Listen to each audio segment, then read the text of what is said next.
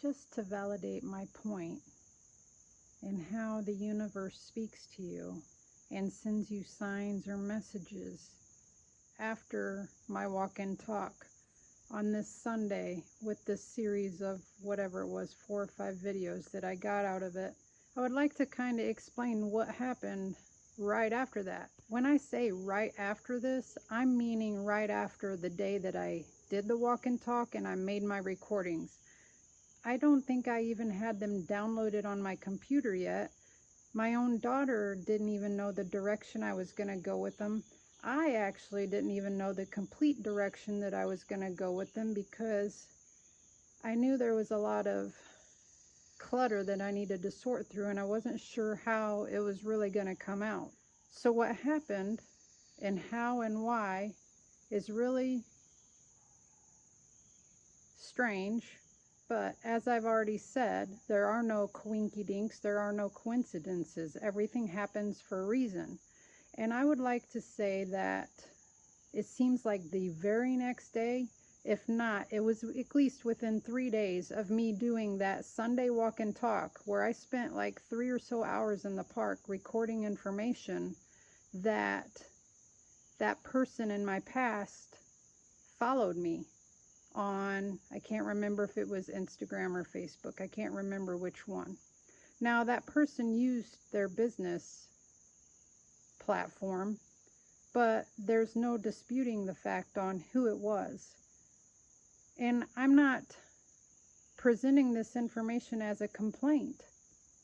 I have nothing to complain about.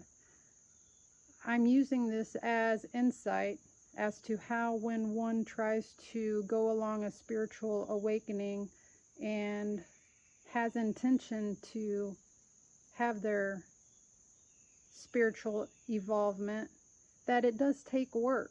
It's not as easy as, oh, yesterday I was this person and now I've turned the page so I'm entirely somebody else on this very next day.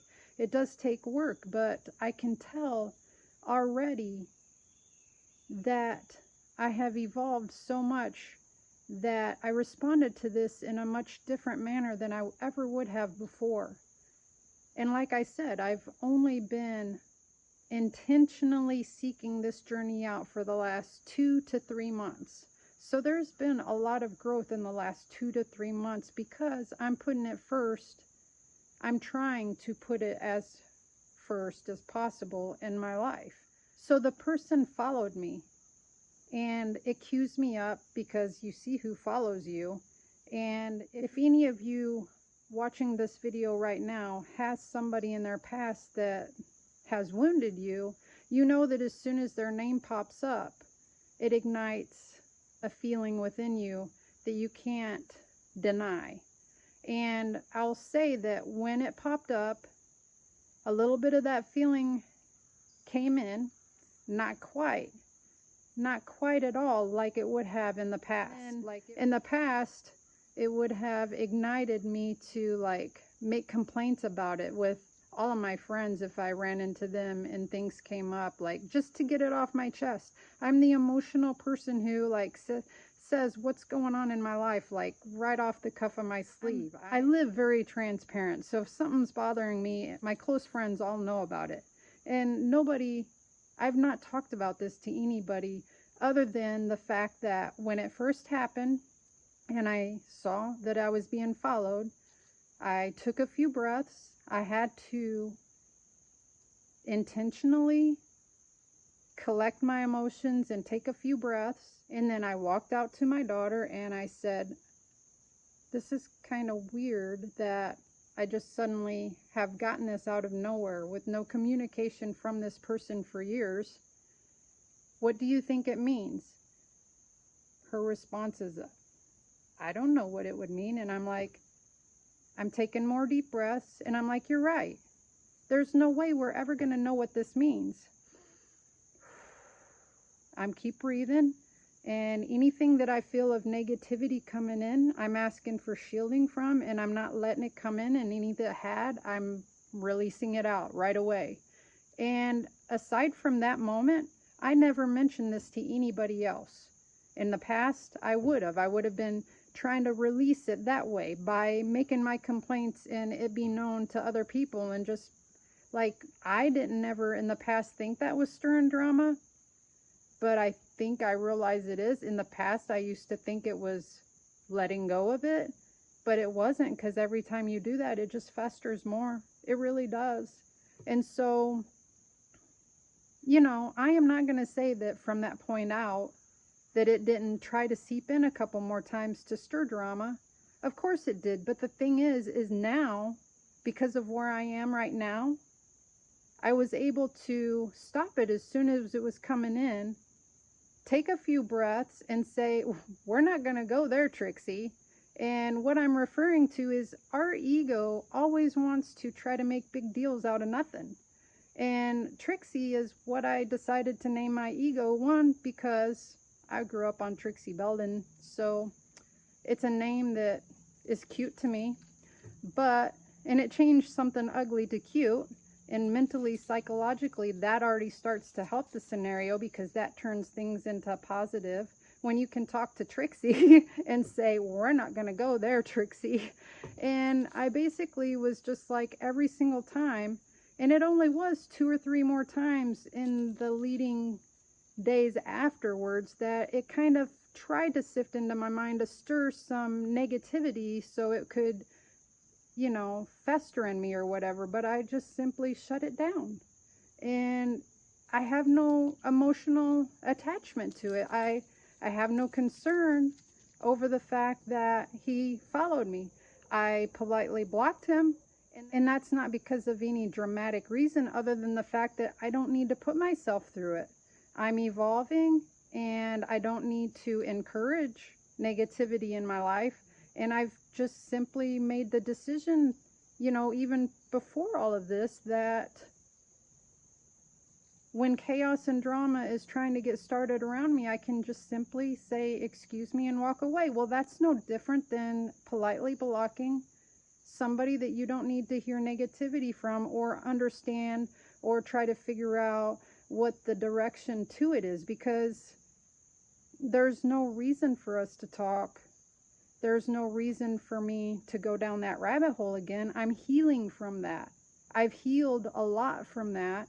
And I kind of am embarrassed to say, for something to still have to be let go of so many years after the fact, on one hand you can say, wow, why'd she hold on to that so long? But on the other hand I know there are so many people holding on to their wounds for far too long because they just aren't getting directed in the guidance they need to be able to let it go in the way that their soul needs to let it go.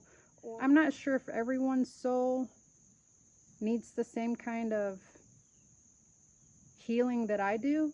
I just know from my own observations of people around me that they pay big bucks to go to psychologists.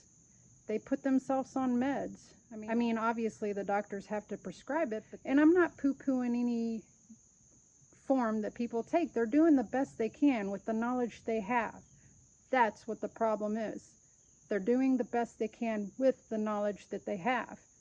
And it's funny how when I just start putting aside time to go through deeper spiritual enlightenment, that I'm guided by outside sources of this realm that healed me so much more than what a psychologist or a medicine could do.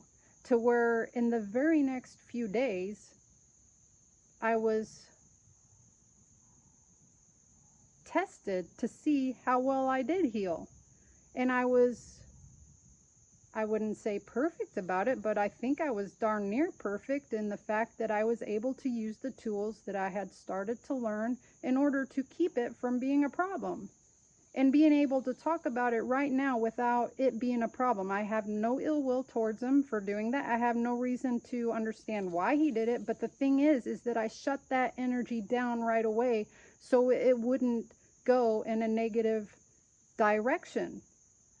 That's what we need to learn how to do. We need to learn how to be able to do that and then move on into more positive, energy, efficient means throughout the rest of our day, throughout the rest of our weeks. And then when we practice this over and over, when things come up, we keep getting better and better at it, and we keep learning how to be more of a light for everyone around us.